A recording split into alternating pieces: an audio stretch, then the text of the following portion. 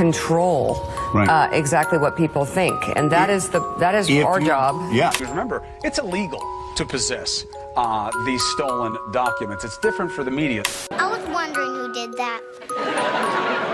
Thanks. Ain't nothing to it. A baby could do it.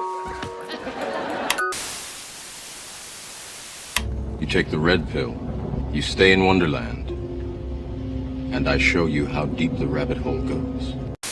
Is this the real life? Is this just fantasy? I'm a human being, god damn it! My life has value! It's time to ask yourself what you believe. Mass murder, torture, perjury, embezzlement, fraud, deception, treason. These are just a few of your many crimes against humanity. You will not win this war, for you are fighting the very essence of humanity. We make this judgment affirmatively. It will be an entire nation. And those that experienced it for the first time yesterday said, I've never seen anything like it. It was like you were orchestrated, but I knew none of you had spoken to each other before. And each one spoke a different truth, and then handed it off like this ballet in that room, and you could feel the heart and mind of this representative shifting, asking questions for the first time. You know why that's easy?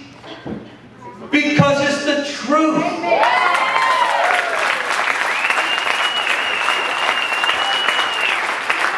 The easiest thing in the world to do is tell the truth. We don't have to check in with each other. What are you going to say? I want to make sure that we have the same story here. We never do that. It's not necessary. Because where I leave off, you will pick up. Because you know the truth. And the truth is setting us free. Hey guys, welcome to Truther Talk. I'm your host, Verstine Henry. Today's guest is journalist, filmmaker extraordinaire, Del BigTree. Del BigTree got his start as a producer on The Doctor Show, and then he went on to produce Vax, the movie, which was banned and censored and got a lot of publicity, changed a lot of lives. And now he's doing his own show called The Highwire, which has been subsequently after Vax, he had that, and then it's been banned from every pretty much major social media platform that there is because he's just dropping too much truth and they can't handle it, okay? That's what's really going on. So he also was my teammate at the Harlem vaccine debate in 2019. I think we killed it. We killed it. I'm gonna ask him if he thought we killed it, but I think we did. So let's get to the interview.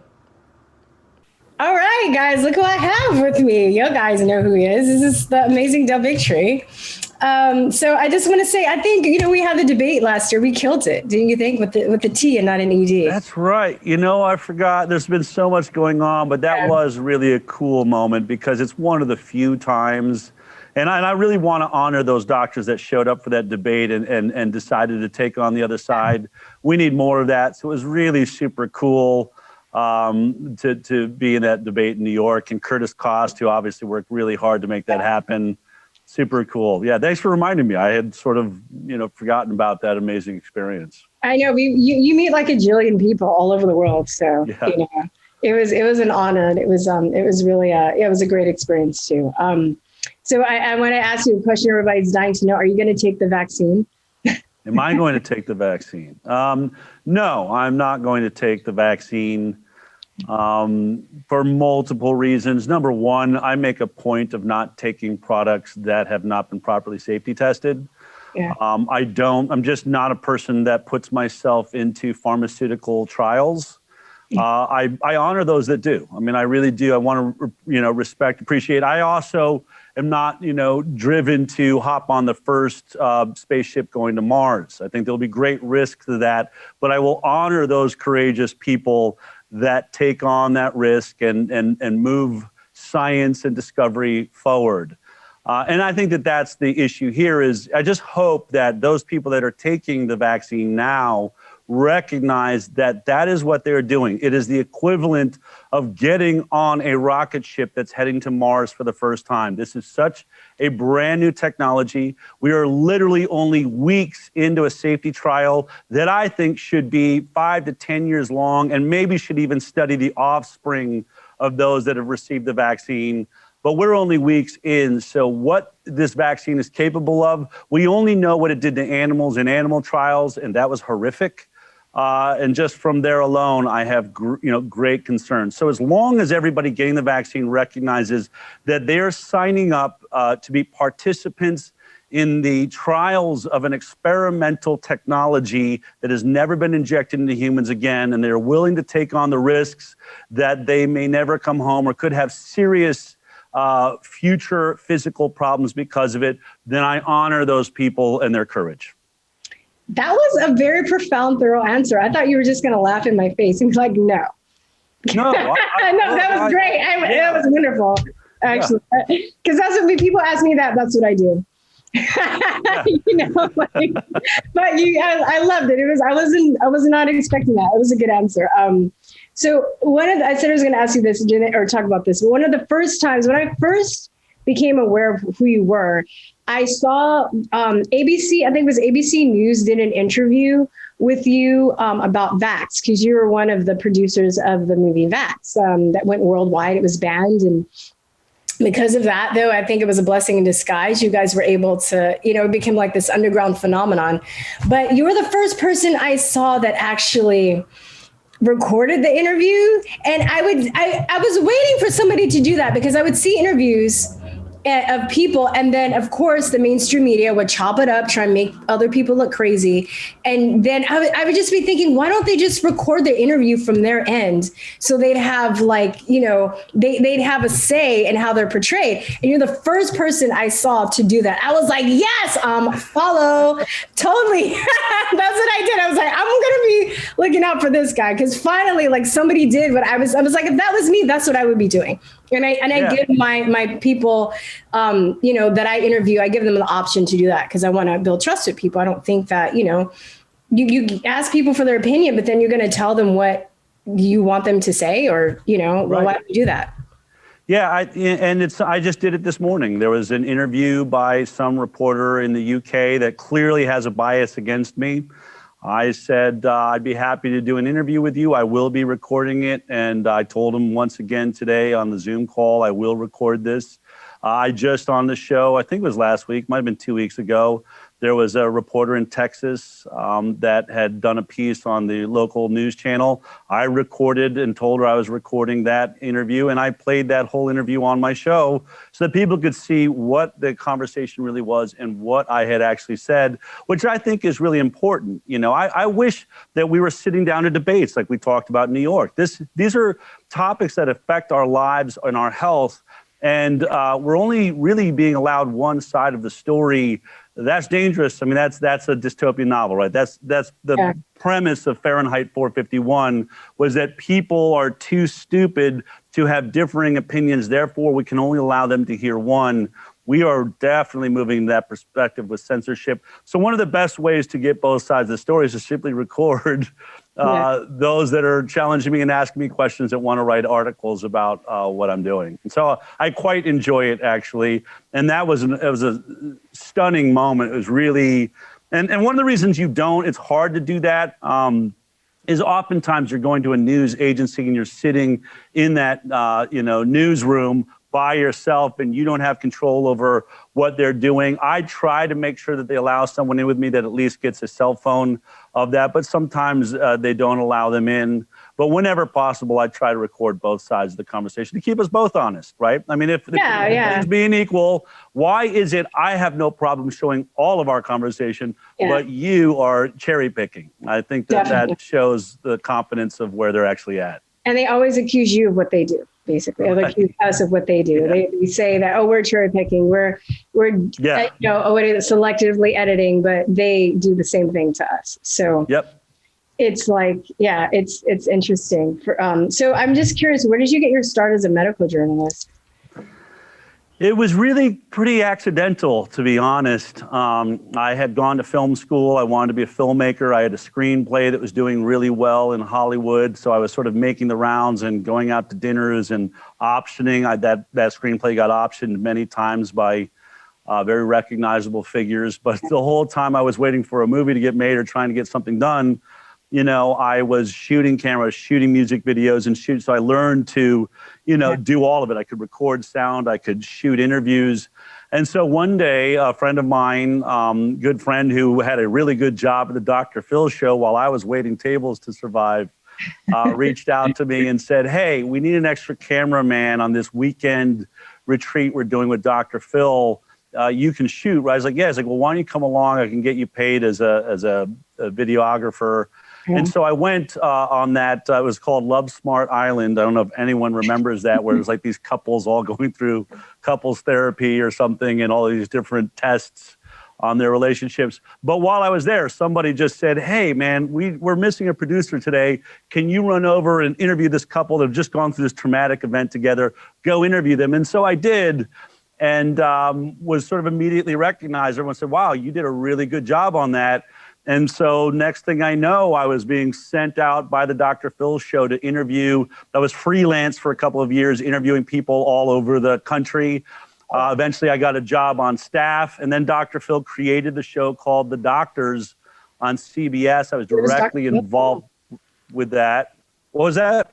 I was saying that was a Dr. Phil show. I had no idea. I was just talking about Yeah. Yeah, wow. I didn't So know. his son created it, and I was involved with working with that first executive producer that was trying to figure out how we were going to make medicine into a daytime talk show. So I was right there. I shot the first ever surgeries for that show, even when it was just a concept. I was scrubbing into ORs and watching surgeries and shooting them for television. And then eventually I became a show producer. So I wasn't in the field and, you know, shooting the surgeries. I started finding the guests, finding the stories. And I remember one day I was reading a medical journal and working on a very complicated medical story and trying to figure out how I would make this peer-reviewed study that was really showing a huge mistake being made by medicine that was getting children essentially taken away from their parents, but it was a mistake. And I remember reading it and sitting there and having this revelation. And I was years in, and I was so jazzed by what I was doing and thinking, man, I wish I could go back and visit my 18-year-old self and tell them, you know, years out in the future, you will be reading medical journals to make stories. I'd be like, get out of here. But something happened. You know, I was interviewing Zach Bush, and if no one's had a brilliant interview this year on the Highwire with Zach Bush. And he described how he was sort of into tinkering with things and fixing cars. And then one day he just didn't know what to do with his life. So he went and worked with his aunt that was doing midwifery in the Philippines or something like that. And that experience, he suddenly recognized, oh my God, I found my passion. And he ended up going to med school, and now he has more credentials than almost anyone, you know, I know. And when he was telling the story, I realized I was very much the same. I didn't know I had a passion for science and medicine. And, you know, thank God that life is sort of what happens while you're making plans. But coming into that Doctor's Television show, I discovered that my passion really is science and medicine. And the best, I got to interview the best scientists and shoot some of the best surgeons doing their work in the world. And so from there, I've just sort of always been excited about, you know, really looking at peer-reviewed science and really investigating it. So it was quite accidental, but I've been in this line of work of medical journalism for over 10 years, and it's the greatest accident of all times. I feel very blessed to have a life that is passionate, and I get to, you know, really have a lot of fun in an arena I never thought to ever look. You know, I pursued screenwriting too, and I feel like, do you feel like this, because, you know, when you screenwrite something, you also have to do a lot of research. And do you feel like the skills that you got pursuing screenwriting, being a screenwriter, also really helps you with your research skills? And also the ability to be able to see both sides of the story, because when, you know, I was a theater major, I was studying acting. You really, when you get into acting, you get into screenwriting, you're writing different characters. You really have to like not judge, like who you're writing or either who you're portraying, because you have to, even if you're playing like a serial killer, you have to find justification for that serial killer. And also, do you think, as you mentioned that too, it kind of helps you because you seem very fair, like, you seem very, you speak out against injustice, but you also seem like you have compassion for the people that are doing the wrongdoing. You're not so snarky. Like I know I can be snarky, but I kind of look at you and some like Andrew Wakefield, my mentor, Robert Scott Bell. Like I look at you guys and I'm like, oh, I need to be more like that. But I get so enraged sometimes. But I think that like maybe that's helped you. So, having those skills where you have to kind of put yourself in the other person's shoes. There are so many life experiences that lead me to where I'm at. That is certainly one of them. The fact that, I came from a background of acting and then directing and writing. And I've said it, when you're a writer, you're only going to be successful if you can truly get into the mindset of the bad guy just as well as you get in the mindset of the good guy. I have, as an actor, played the bad guy before. I remember growing up in church. For some reason, I was always Judas on Easter. My dad would write these plays, or there'd be a cantata, some sort of musical event. And my dad always loved to make me Judas, which was a terrible way to experience Easter. I'm all in the mindset of like the world's greatest bad guy when it comes to Christianity.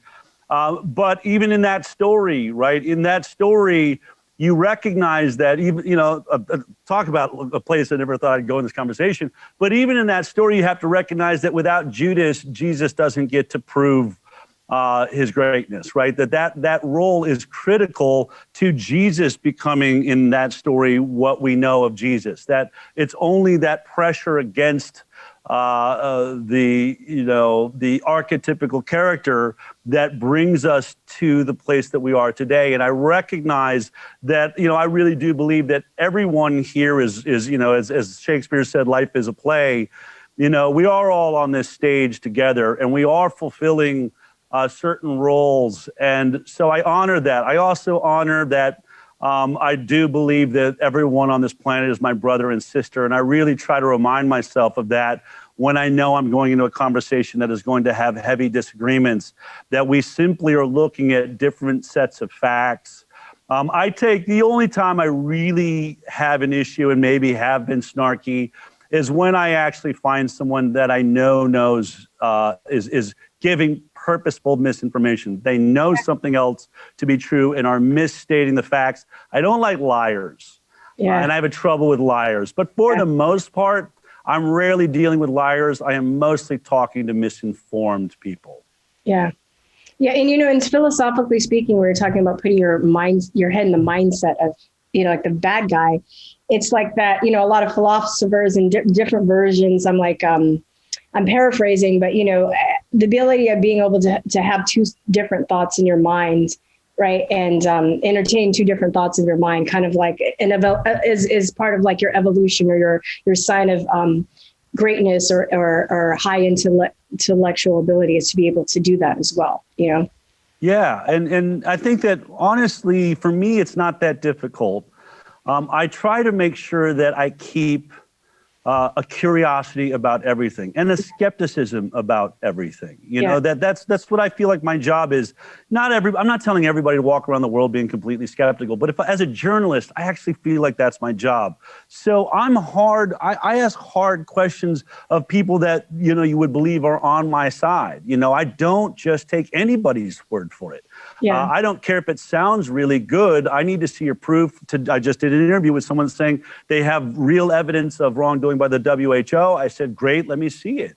Yeah. I'm not going to immediately say, oh, man, come on my show and present it. Yeah, show me the evidence and let me look at it. Let me have my team look at it. We'll vet it because I want to be right. I want to be correct. Even earlier today, the guy that was interviewing me, attacking me, was saying, do you recognize that if you're wrong, people could be in harm's way?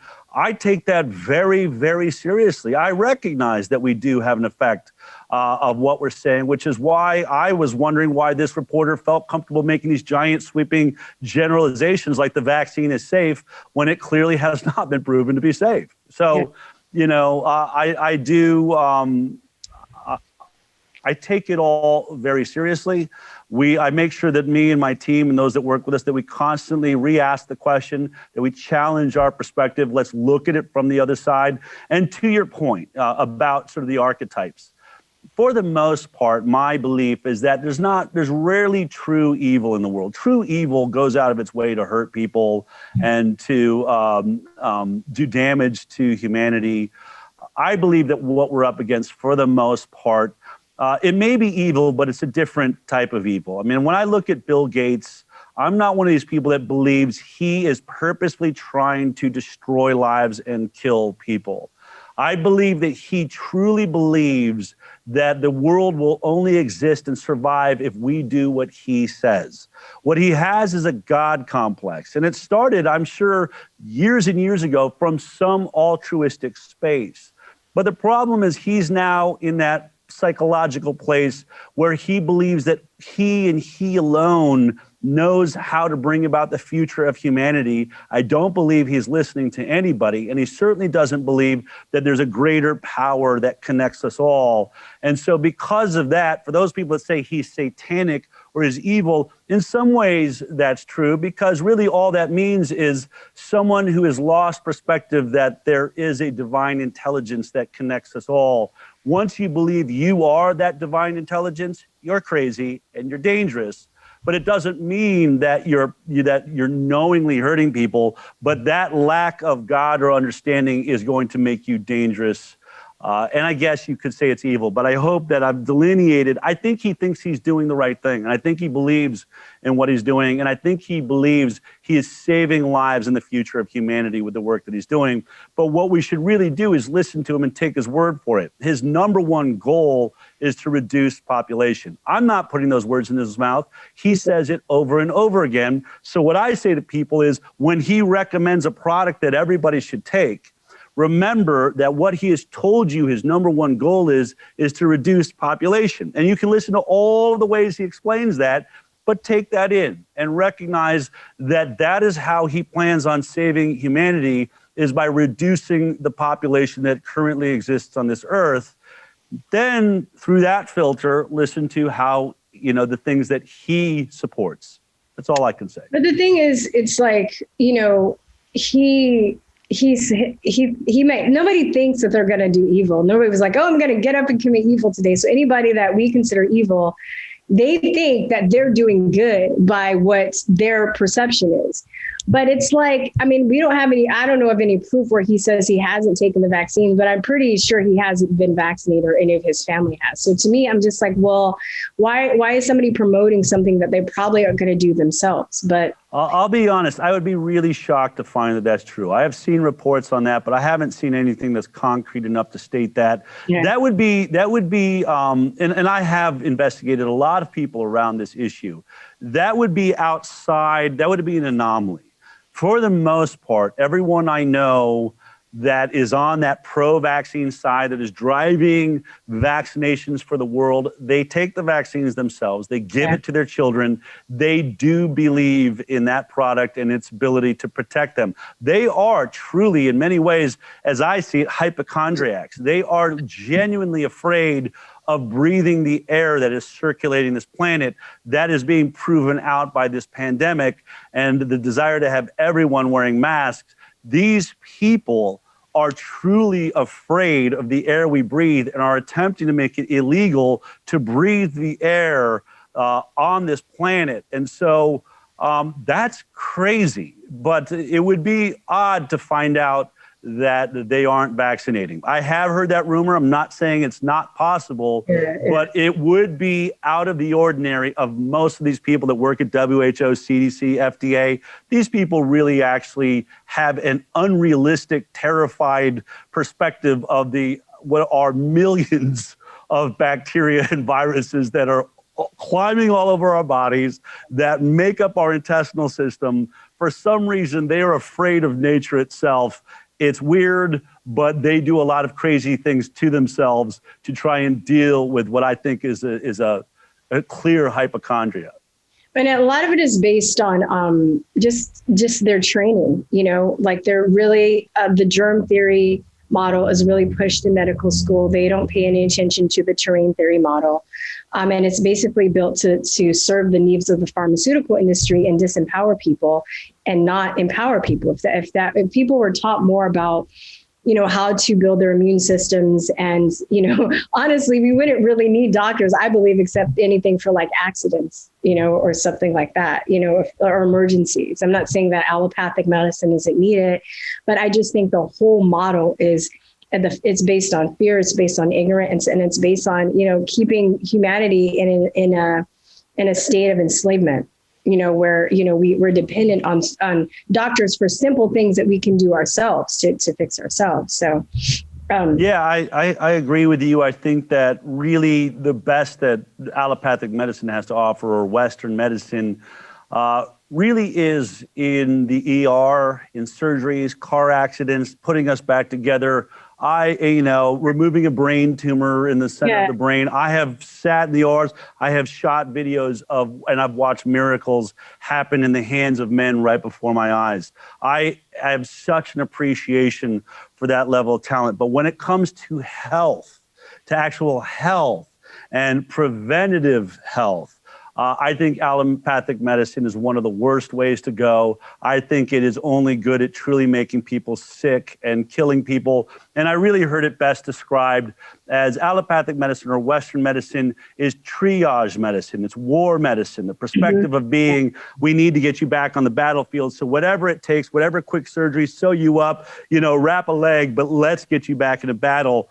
That's how it looks at all medicine. And I thought that was really, and after my experience of being on the doctors for 6 years, being around scientist medicine, it is what we're good at. We're really good at getting you back on the battlefield. The long-term health you'll experience, terrible at keeping you healthy for an extended period of time. Yeah, and it's funny because I saw I think it was an episode of your show, and which, I made this assumption too, or not an observation, that, when they were saying that people that have these COVID deaths, and they were, a lot of them had already had other comorbidity issues, health issues, obesity issues. And then you were talking about, long-term effects of health. And then you were attacked because they were just like, how dare he say that people that are fat are unhealthy? You were like, wait, it's like, but that's true. And it's frustrating to me, because I have quite a few members of my family that are overweight. I've lost people due to complications of their obesity. And it's just like, I also feel like they don't want to have a real conversation about the obesity epidemic in America. They want to say, the COVID, it's attacking Black people. And a lot of Black people are obese. A lot of Black people are drinking, and not just Black people. I'm saying a lot of people that they're eating all these GMO foods. They're drinking a lot of malt liquor. They're stressed. They're living in very stressful environments. These are all things that contribute to the health problem. And it's like, they'll rather talk about a virus that hasn't been isolated, that, gives false positives on the PCR test, and talking about something we could really fix, which is eat like vegetables and clean meat. It's like really simple, Yeah. There's no doubt about it. And, I have made very strong comments about that. But I want to be clear, when we look at minority communities, my mother's Native American, and I don't know that there's a minority community in America that is treated any worse. I mean, it certainly is on par with any other community. And one of the issues there is what we call food deserts. If you go to a reservation, you can't even find fresh vegetables, especially you think about like South Dakota, the Sioux Reservation, North Dakota, places where they can't grow fresh vegetables for a good part of the year.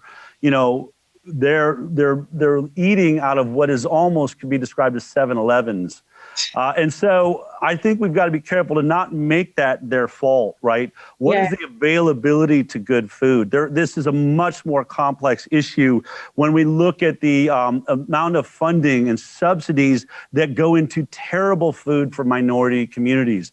Those food substances, Fruit Loops and sugared cereals and potato chips and Doritos, all of that gets subsidized by our government, but not organic food, right? We don't go into these communities and say, we're going to put up a Whole Foods and subsidize it and give you food stamps that are particular. Like, what about food stamps that are completely for organic food? Imagine what that would do for communities that are having difficulty making ends meet. Those are the types of things where we can't really hold people to blame in our education around nutrition nutrition and those things is so lacking that all we do is let you have a terrible diet, a terrible perspective of health. And then once you start having problems, we start pumping you full of drugs and charging you for that. Well, and I think that's where, like, I respectfully disagree with you, because I think that's where it is by design, because, you know, there could be there could be measures set in place, not only to that, but just to teach people how to grow their own food. I used to be a teacher, and where food comes from. And when I taught, my friend had this walnut tree, and I bought the kids some walnuts in their shells, and I bought them in a bag, and then I had like a nutcracker, and because I was like, oh, they probably want to like crack it open and it'd be fun for them. And they were like amazed. They were just like, what are these? Where do these come from? They don't come from the store. They don't, I'm like, no, they're not grown in a bag. Right. Like, that's how, you know, we're so detached from nature. But it just kind of floored me that the kids, they didn't even know them. Like, these grow on trees. Like, what are you talking about? You know? Amazing. Yeah. I mean, frankly, like you said, there are people that don't realize that meat doesn't come wrapped in cellophane, that there's actually an animal that's killed that has to be, I mean, I'm not kidding. No, I know. No, I know you're not kidding, because I had to teach a lesson. I had to teach a lesson where I had to be like, you guys like chickens? And they're like, yeah. I'm like, okay, this chicken, the bok was a chicken nugget. And they didn't make the connection that like hamburgers were cows and chickens were just like, and it was terrible because they were like crying. And I mean, like, it's not funny, but it was just like, they're like, yeah, I love chicken nuggets. I love McDonald's. And their just mouths are just like, you know, like 5-year-olds. And I'm just like, I didn't know what I was getting. I didn't know that they were going to react like that. But I just like, oh, okay, well, this is the lesson I have to teach today. And, you know, of course, they tell us what to teach. You know, you can't, you know, we don't have our own lessons. And that's why I don't teach anymore. One of the reasons I don't teach anymore. But hold on. So you were unvaccinated as a child. Is that right? I was not vaccinated as a child. Not vaccinated as a child. Yeah. And did you ever question it growing up, and were you bullied and ridiculed for it? You know, for the most part, decisions like that, you rarely thought about. It wasn't, you know, I wasn't sat down, and I wouldn't say that there was a lot of science behind it. My mother, you know, was my parents were kind of hippies in the 60s. They marched against the Vietnam War. They were macrobiotic, food. I was a vegetarian at different periods of our lives. We'd sort of go back and forth trying different sort of natural approaches to life. But I think by nature, my mother it didn't make sense that in order to live on this earth, you would have to be injected with chemicals and viruses and bacteria. But what I will say is that there were times where I did recognize that there was issues with it. For instance, I remember being I was homeschooled for a good period of time from about 4th grade until 10th grade. So entering the high school in Boulder in 10th grade, I remember being in a meeting with that principal, and my mom's trying to get all the records from homeschooling that I'm going to transfer into public schooling. And the principal brought up, we need your child's vaccine records. And she said, oh, well, we use an exemption from vaccines that's available in Colorado. He said, but I can't allow your child in the school because everyone here has to be vaccinated. She said, actually, exemptions are available. We have filled one out. And she said to him, if your vaccines work and your children that are vaccinated are protected from illness, then what danger is my child to the rest of your school? And he was sort of dumbfounded with that question. He's like, I guess that's a good point. Okay. And I got into the school. So there'd be little moments like that, but it wasn't something like I wore a big sign on my head that said I'm not vaccinated. I do that now. Like now everywhere I go. And this is before they perverted the herd immunity thing, because a lot of people, that's based on natural immunity from the A.W. Hedridge study in the 30s. But it's like, but they perverted it and be like, oh, it's the same thing what they do with the mask. They're like, everybody has to wear masks, because if you don't wear a mask and your mask doesn't work unless my mask doesn't work unless you wear one. It's the same kind of perversion. And it's like, it really, to me, because I knew a few friends that were unvaccinated, and I just was like, oh, that's weird, but whatever. Like, I wasn't like, oh, they're going to die. Oh, they're going to kill us. But I really think that this whole schism that has developed between people that vaccinate and unvaccinate has happened because of, the media, how they pumped everything up and how they've perverted and twisted everything. And now it's it's a war that they've created, It really starts, I think, if you're going to look at the heart of this, again, if we look at the other side, Senator Richard Pan in California, when he wrote this law, SB 277, that was going to forcibly vaccinate every child in California that wanted to go to a public or private school. I had my kids in a private school. And it just so happens that he was on the doctor's television show presenting that bill for the first time. And I had just been called over to the stage to be the one to put it in my show. Like I had one of my segments had disappeared. They're about to air one of my shows that I produced. They said, Del, come over the stage. We're going to stick this into your show. And I ran over, and it was Senator Richard Pan talking about this law that was essentially going to take away the right to be raised the way that I was raised or the way that my children were raised. That, I really think, in many ways in the United States of America, and right around that time, is what catapulted this conversation into the media. The truth was, there have always been a small group of people that weren't vaccinating their children, somewhere in the 2 to 5% range. And we didn't really think a lot about it. It's just what we did, and nobody was bothering with it. Well, what they did was put us under attack, right? What they said is those are bad people. Now, it's true. I will admit, you said, your friends, you said that's kind of weird. We kind of were kind of weird, right? It seemed a little bit weird, but that wasn't the only thing that was weird. What was also weird was the homemade bread I was bringing to school with the homemade mayonnaise and the tuna fish, where the bread and the mayonnaise would just soak through like oil, and I'm sitting there half eating it. Well, the Wonder Bread and the bologna look really good right next to me. I've got this big waffly, granola type sandwich. So there's plenty of weird being raised by natural health people. But you're healthy. That attack by Senator Pan, that changed this whole conversation. What that did was they then put people like me and our families on the defensive. Now we had to defend our position in the world, and we started getting vocal about it. And the more vocal we got, the more this movement started to grow, because people started saying, that is very reasonable, and that makes a lot of sense.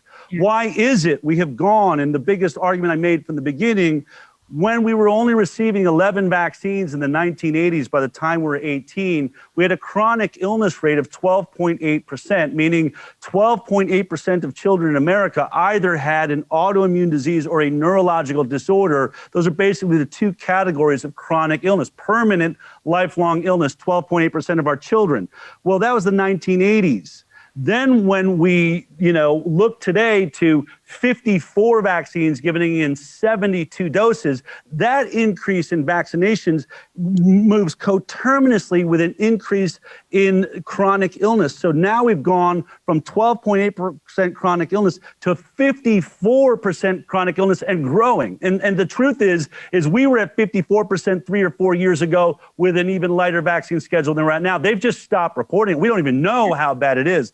But more than half of our children either have a permanent lifelong neurological disorder or an autoimmune disease. And so as we started pointing that out and showing that the unvaccinated children are celebrating a different type of health, a health without chronic illness. And so the more that has become visible, the more people that are enrolling themselves in this idea that I am either going to spread my vaccines out or selectively choose vaccines or not vaccinate at all of which are being lumped into this category of anti-vaxxers. But as you can see now, we have gone from that 3 or 4% when I put out the film Vaxxed to we are reporting that somewhere between 40 to 50% of Americans, including 40 to 50% of doctors, are refusing the COVID-19 vaccine. So I think they made a tragic error. I think in attacking us and forcing us to speak our truth and forcing people like me to actually, I love what's happened because it's made me investigate the science where maybe it was just sort of an intuitive sense my mother had. I am coming from a much different place. I have proven that the body of science shows us that unvaccinated children are clearly healthier than the vaccinated children. And that is a problem. And that is why now this conversation has become, I believe, the #1 conversation in the world. Autism is just, I'm vaccine injured, but autism is just autoimmune disorders, right? Yes, yes. But autism is just the tip of the iceberg. But I think I want to say I remember because I was living in California. I was born and raised in California. I was living in California too when the SB 277 passed. But even I would even like to say, Del, before that, because this, I don't know if you know, this channel was started with me and my best friend, and she's homeschooling her kids and stuff. So I've just kind of taken over right now for the time being. But her child is lower spectrum autistic, and I watched that happen. And then I remember us, just being very naive because she was sending me stuff, and she comes back to me and I was like, yeah, you should sue them. She comes back, she's like, I can't sue the vaccine manufacturers. So what are you talking about? Like, you don't have the money? Like, I couldn't wrap my head around she couldn't sue them because I know her son was normal before the MMR vaccine. So then she starts sending me all this stuff, and was just like amazing. And we're just like, oh my God, like, why don't people know this? Why don't we just post this on our Facebook wall so they would know? Not knowing we were going to get exiled and, called heretics and child killers and everything, getting death threats, everything under the sun for doing this. But it's like, I remember specifically an argument I got in with my friend's boyfriend on Facebook. And he was like reading a lot of NPR and stuff. And this is when I think this is around 2010 or 11 somewhere, where they were starting to ramp up this whole thing of herd immunity, especially because a lot of people were using Wakefield's paper that he used as proof, even though he never even said it in the article, they were using his paper to show that, hey, they mentioned that the parents said that their children regressed after autism. So then it's like the media or the PR firm or whatever decided, oh, why don't we take this herd immunity concept and make people feel guilty? And then it started to wrap up. And I think by the time Richard Pan took the stage, that's when it kind of peaked, Yeah, well, there's no doubt that there was the precursor to getting to the point where you could pass laws that took away human rights and civil rights and body autonomy, the right to life, liberty, and the pursuit of happiness.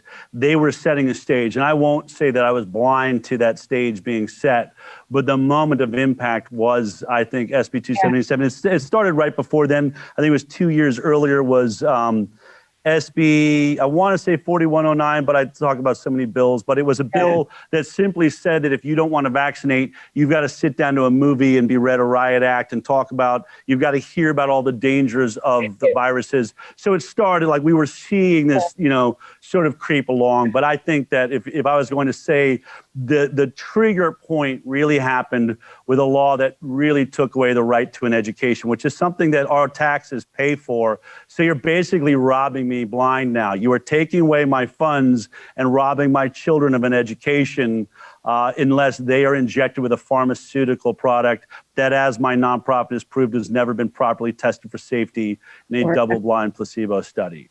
Yeah, and I was laughing because you mentioned those classes.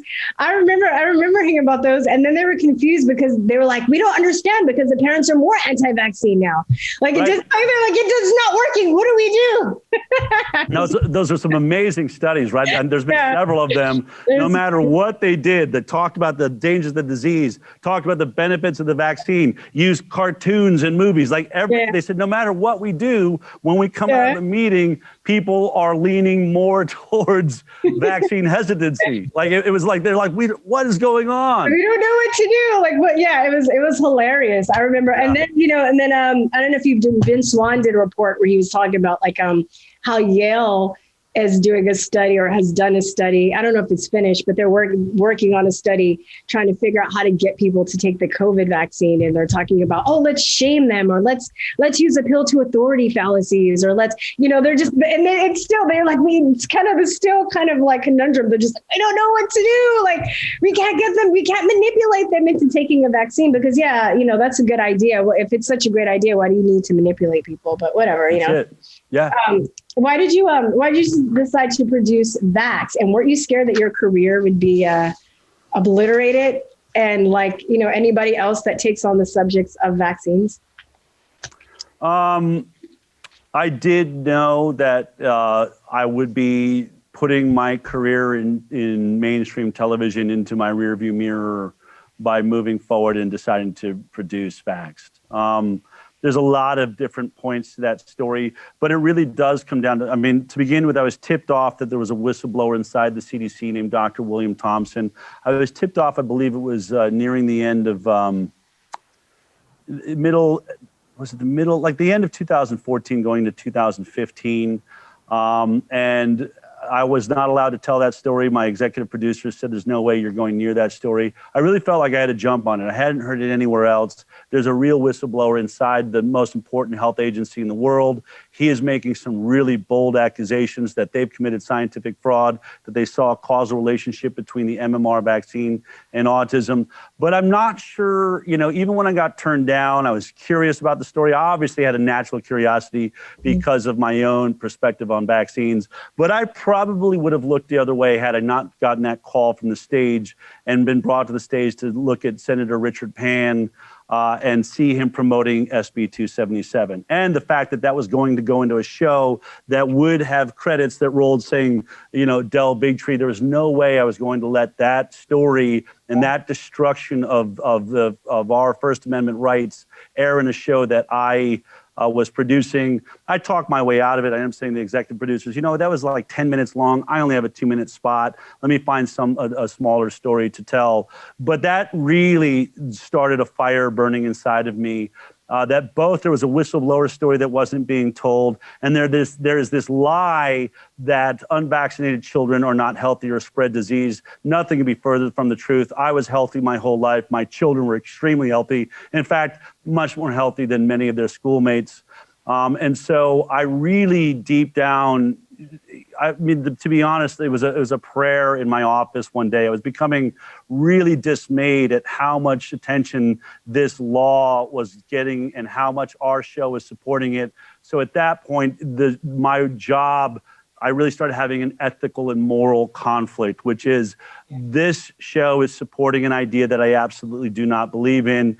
And I sat in my office one day and really prayed and really just said, you know, I have a blessed life. This is an amazing career. I have a family. I own a home. All things that I wasn't sure was going to happen somewhere around 25, where life was looking really grim for a moment.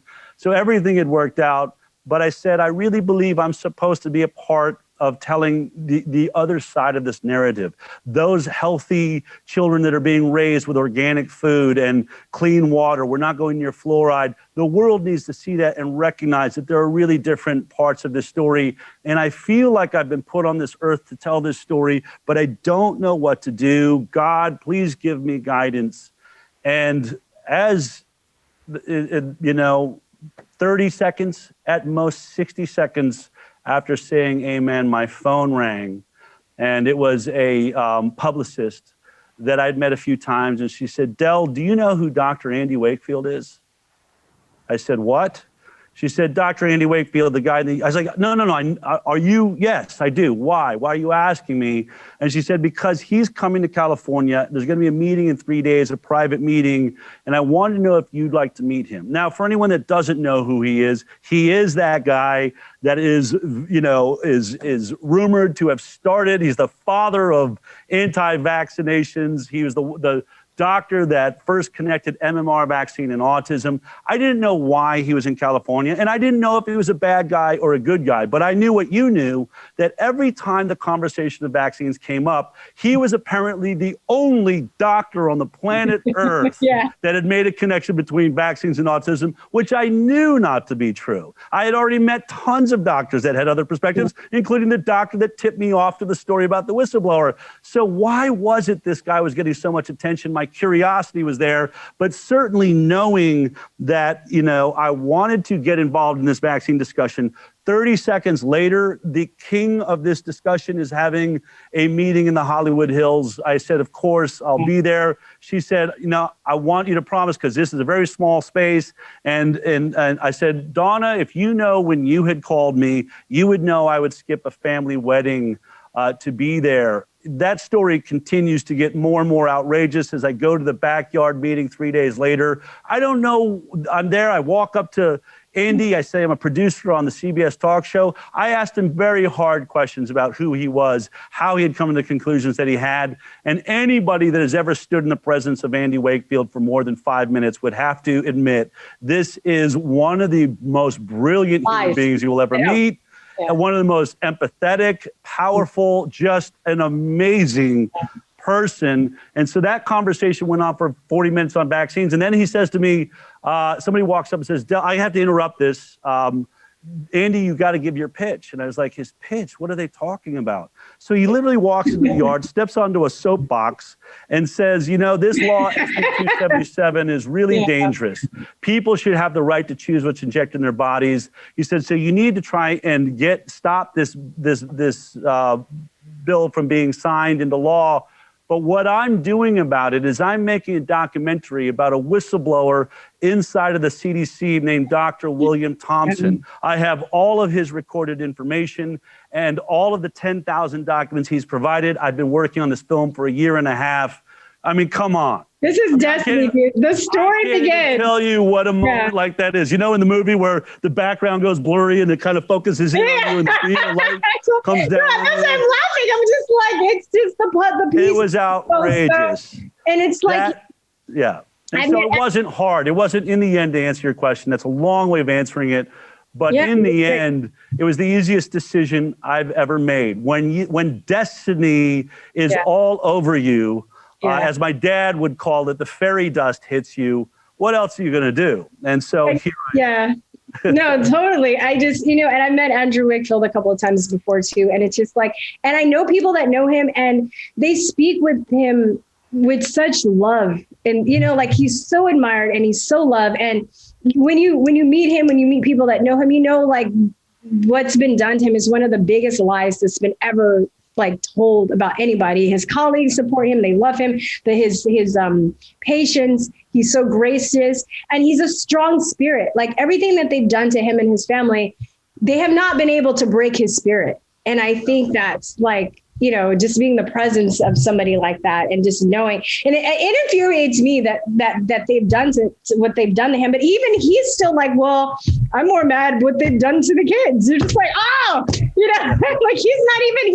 like, oh, what was me? Look what they've done to my life. Right. But he's very it was amazing. So you've got to be in the presence of very, not just him, but other people that you've interviewed and amazing human beings. So it must be very fulfilling, I would imagine, It is. It's not, I am a very blessed person. I get to be in the rooms with super intelligent people and more, the Highwire.com over this last year with the pandemic, I've gotten to get outside of just talking about vaccines and really more and more since CNN, MSNBC, and Fox, they're all telling the same narrative being pumped by the pharmaceutical sponsors that drive them. I have more and more top international scientists that are now reaching out to us and recognizing we're the only ones that are allowing them to speak. And I'm talking about world-renowned scientists from Stanford, Oxford, Harvard, the list goes on and on.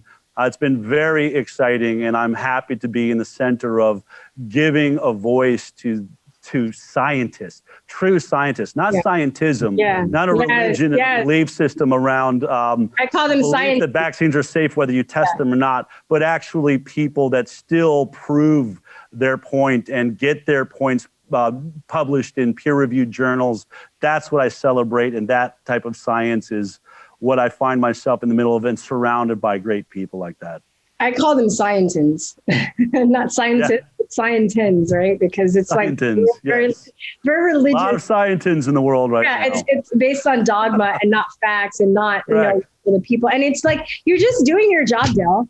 Like journalists are supposed to be for the people. They're supposed to speak for the people, not for the corporations, not for the greedy, people that want to push their agenda for it. And, that's why they come to you, because they recognize that you're doing a very noble thing by the work that you do. And even, thank you for inviting me to your set. And I wanted to note that I learned so much about producing and camaraderie that day. I thought I was going to watch a show, which I did, but your team is amazing. They're really intelligent. They're really warm. It was just like watching a family in action. It was such a great experience, Yeah, you're only as good as, who you're surrounded by. I do have an amazing team of passionate people, some much more intelligent than myself, that are able to really dig into the science, help me understand it. Also, when we do a live show, which our show is live, it's a wild ride for about 90 minutes. rarely is there, any sort of commercial break or way. They've got to sort of predict where I'm going. We don't have a teleprompter. So it's so interactive. It's really a lot of fun. And for people that want to come and check it out, I'm hoping that, we have a brand new set here. Somewhere in the near future, we want to get a little bit of a studio audience that maybe once every couple months we can get together a group of people that want to check it out, because it's something else to watch. And then, no, it is. It was a wonderful experience. And I was going to ask you, what do you think what your secret was to that? But like you said, you surround yourself with good people, and it's your leadership too. A good leader knows that he or she has to surround themselves with people that are better than them, and also give them a chance to shine and not take the spotlight all of the time. So I just want to ask you a couple more questions. What do you, have you lost a lot of friends and family after your stance on the stance that you have taken on a lot of the things medically speaking? No, I haven't. Okay.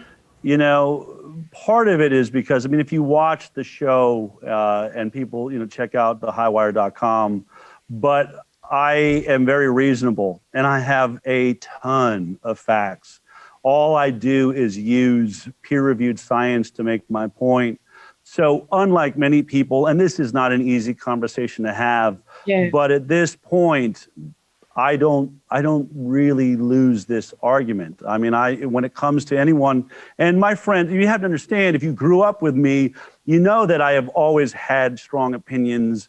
If you've lasted as one of my friends anyway, you've had to put up with, at times, very liberal perspectives about environment and environmental science and my attitudes about that, or unnecessary wars in the Middle East. My friends have all been like, yeah, Del, I got it. I am who I am. I've never changed. That part of me hasn't changed. So for them, all this was a journey into maybe a little more specificity. But I am able to lay down the science, and they don't all totally agree with me, but they recognize that what they will say is, you clearly have a good argument. I'm still going to believe otherwise. One of my best friends is a doctor back in Colorado who just got a vaccination, and he believes he's doing the right thing. And I respect that. I respect, if you're going to give this vaccine to people, you better take it yourself. And so, we can have that conversation.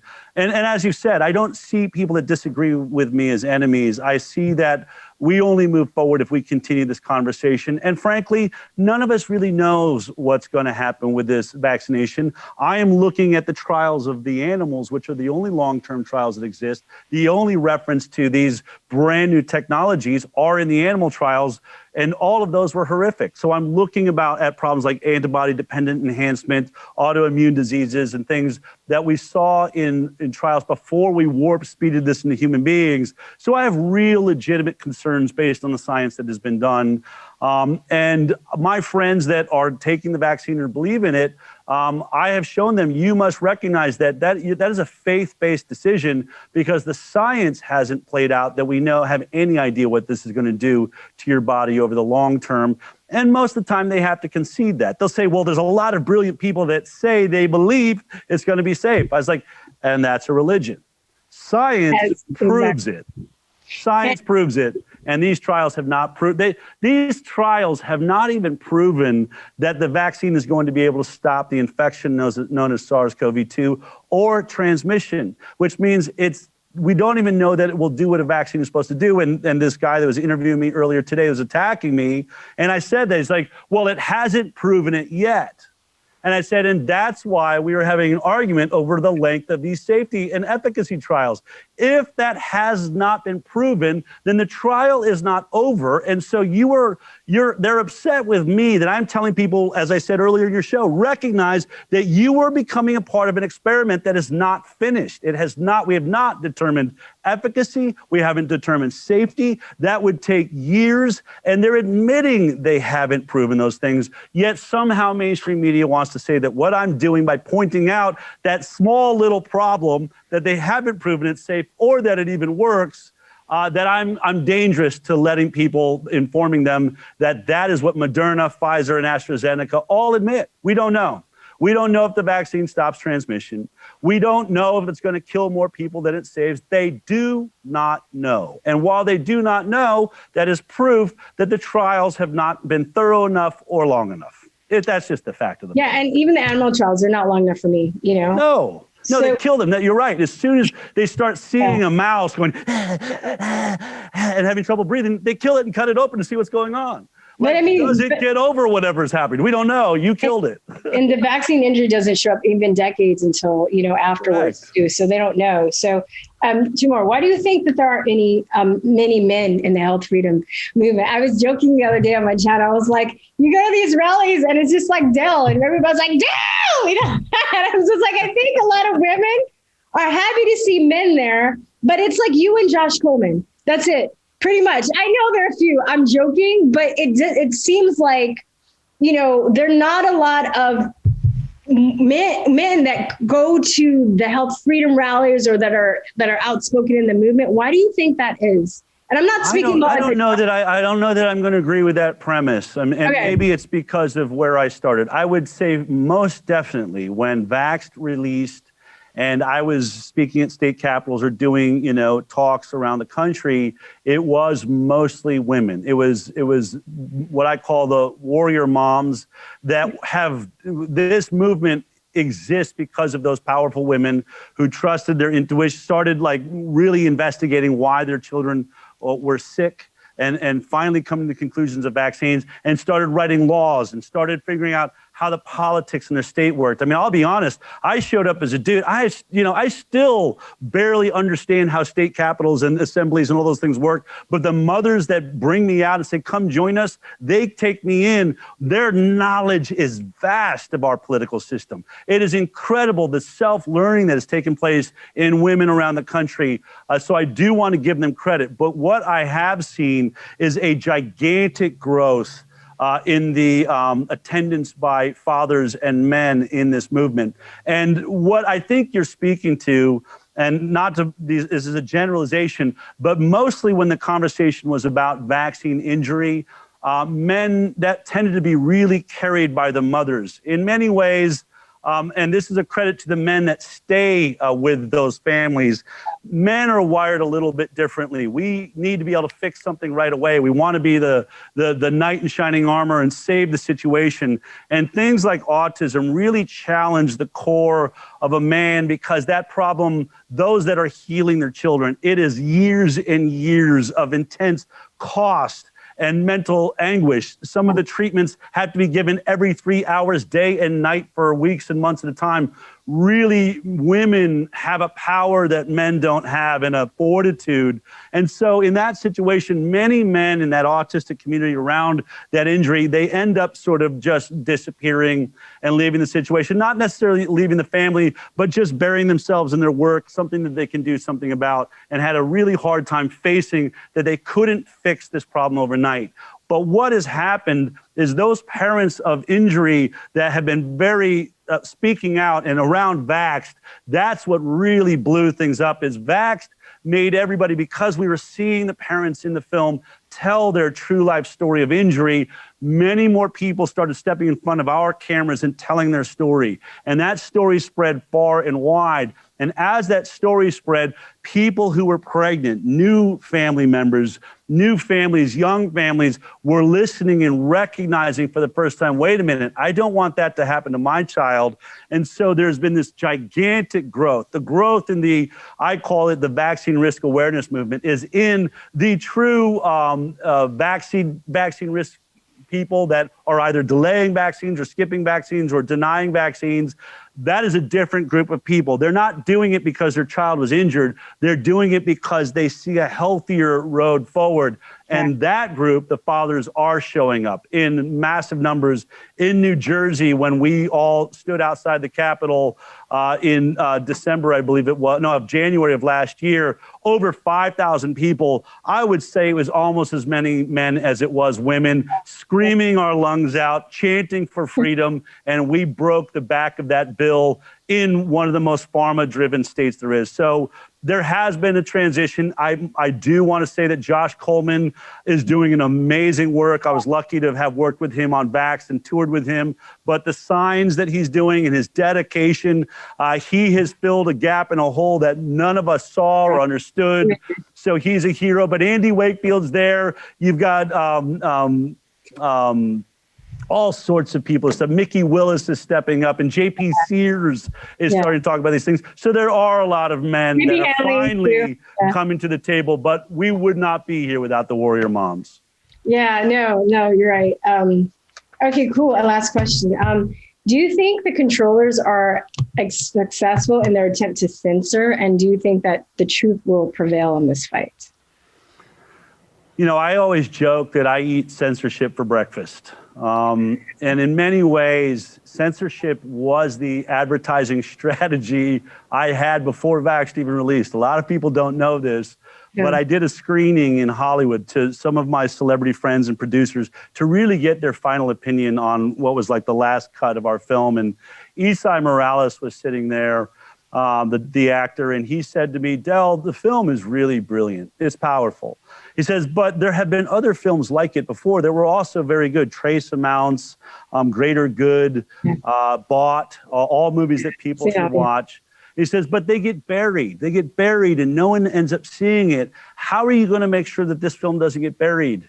And I said this, and you can ask him yourself if you ever meet him. I said, Esai, I'm using a different strategy. All of those films interviewed Dr. Andy Wakefield, and they cut Andy Wakefield out of the film because they were under the impression that he gets too much bad press, and they didn't want that onus around their film. And so in many times he would be in the film and they would cut him out just to make the film more safe. And I said, and they were buried. On the other hand, Vax not only shows some of Andy Wakefield's statements, it celebrates the fact that Andy Wakefield is directing the film.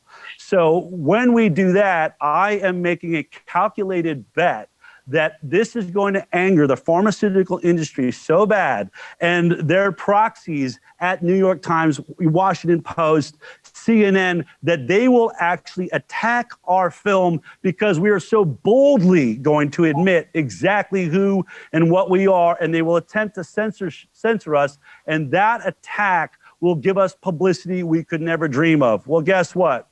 I don't think it was maybe a month or two later, we got kicked out of Tribeca Film Festival, CNN, New York Times, Hollywood Reporter, on a full blitzkrieg attack. And just to sort of finish this point, I have a friend that works in advertising for Disney and Universal Studios. Their company does advertising in films. And I called him in the middle of this insane attack upon us. And I said, let me ask you something. The name recognition that Vaxxed has right now in this country and around the world, what would I have had to pay you to get this attention on my title?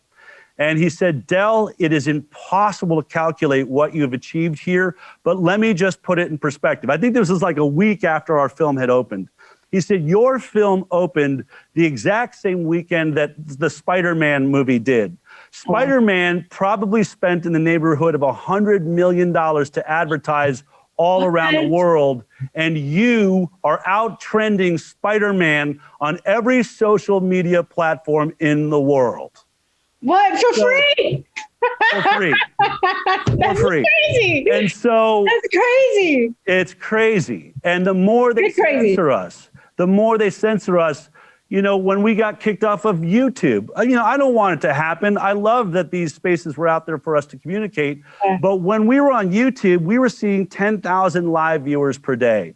And then all of a sudden on a Wednesday, they just cut our channel without any explanation whatsoever. We rushed to try and get a player together to put on our website and went out on Facebook and everywhere else and said, if you've been watching on YouTube, please come to our channel on our website to see it there. We'll have a player ready to go. The next day on Thursday, we knew it might be rough and tumble. It is proven to be very difficult to build a player. We're getting better and better at it and spending more and more money on it. But on that day, our website crashed. I think we crashed within 15 minutes of going live on our website.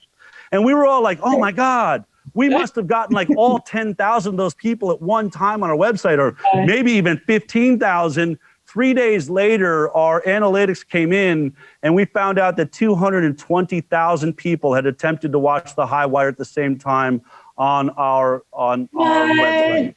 And so what we recognized was several things. These social media platforms have been lying to us about our reach, about how many people are really watching us, and they have miscalculated the intelligence of humanity, which is, guess what, YouTube? Guess what, Facebook? As it turns out, people are actually intelligent enough to type in www.thehighwire.com to see the show that used to just show up in their feed. Yes, it's a little bit more work, but as it turns out, they're capable of doing it.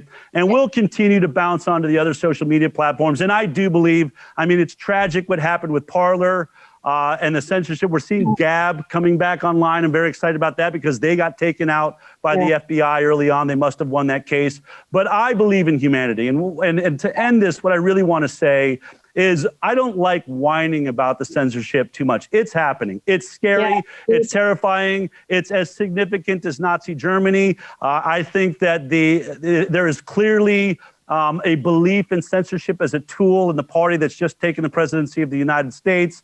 It was Adam Schiff that set out to shut down YouTube, shut down Facebook, shut down Amazon, which did affect us. So this was a strategy by the party I was once a part of as a Democrat. And so we've got to look at it. It's not good, but they can never quiet all the voices. They can't shut down your channel and all of the amazing bloggers and speakers and truth tellers that are sprouting up all around the world. They will never stop all of us, just as they could never stop those letters. If you think about how this nation was formed, I want to remind people that, you know, when we were trying to fight against the control of the British government, we had British soldiers that could kick in our door and sleep in our beds, and there was nothing we could do about it. We didn't have Facebook, we didn't have YouTube, but we were able to share letters. We were able to talk to each other, and we were able to mount a battle that was strong enough to achieve freedom in this country. Obviously, a freedom that is constantly growing so that it reaches all of the members of this country, which I definitely support. But we cannot think that the censorship of this convenience we've had on social media, it can't stop anything. It cannot stop the human spirit. And it certainly and clearly, by what has happened from the moment the censorship began with Vaxxed, we have only grown in numbers. We have gone from 3% unvaccinating to now 40% of parents in America are questioning the safety of vaccines with their own doctors. I didn't know that. That's wonderful. That's amazing. And the more they try to oppress us, the more people are curious. Last week, there was 5 headlines, an attack on where our funding is coming from. And then in that same week, we pick up thousands of new viewers that didn't know we existed. But because of the attack and the attempt to censor us, more and more people are getting curious. So I'm not, in the end, I guess I'm saying I am absolutely confident that truth will prevail. It always has. It always does. It doesn't mean that there's not going to be carnage like we saw in Nazi Germany or in China or in Tiananmen Square. These events happen. There may be events like this in our future. But on the other side of that is always the light, and you cannot drown out the light no matter how hard you try. Yes. And you know, no offense, Dale, but I'm glad it didn't work out for you as a screenwriter. Me too. You're blessed not to get stuck in that Hollywood machine, because a lot of people still try and go for it, and they're unhappy, but you were open enough to just see where the road and the light took you. So very, very, very happy that happened for you. So thank you so much. Thank you. All right. Bye-bye. It was such a great interview. I was checking the questions off. He was answering my questions before I could even ask him. He's like, it was great. It was great. So what's really cool is what I really learned and what I really liked was when he was talking about how he was on this path to being a screenwriter. And I didn't even talk about all the similarities that we've had in our paths, but there's a lot of similarities that we had. Like one of them, I was pursuing screenwriting and acting. He was pursuing screenwriting and acting. I think he kind of came to the same conclusions about politically, about a lot of stuff that I did. I've listened to him talk about that in the past. I think that, you know, what else? I remember, I've told this story before, I'm not going to tell the whole story, but I just had a situation where I decided to kind of give up my career or pursuing my career in Hollywood and head down another path. And he did too. But I want to speak to the fact that I think that, you know, you can study acting and writing and all of these creative skill sets, and you can definitely apply them to other things. It doesn't necessarily have to be used for Hollywood. And it was such a blessing, I think, for him when he was saying, you know, I wanted to do this, but I was open and I saw where it led me. And he's still, you can tell that those skill sets that he has lends a lot to how he presents information, how he talks to people, how he researches. And I feel a lot of people, even though they like doing acting and writing and being a performance artist or music, whatever, they get kind of stuck in this Hollywood machine where they're just like, they become a cog and they keep, and I'm not judging anybody that does that, but I think that there are a lot of broken people in Hollywood that, you know, that are good people, but they just kind of keep, they keep pushing for a dream that's maybe stunted in its growth because they're not open to the possibility of where their training and where their life experiences are going to take them. So it's like they keep running around like a hamster on a wheel and they're not fulfilled.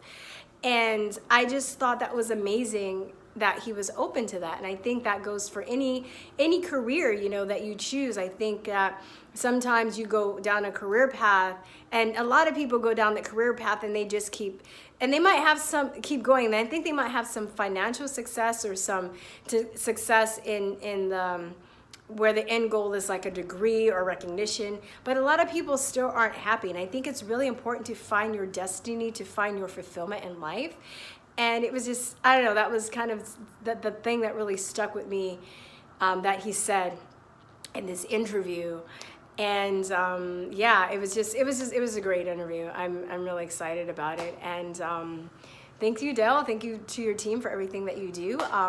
Please share this interview if you like it. And I would talk to you later. Peace, truth, and love you guys. Bye-bye. Mwah.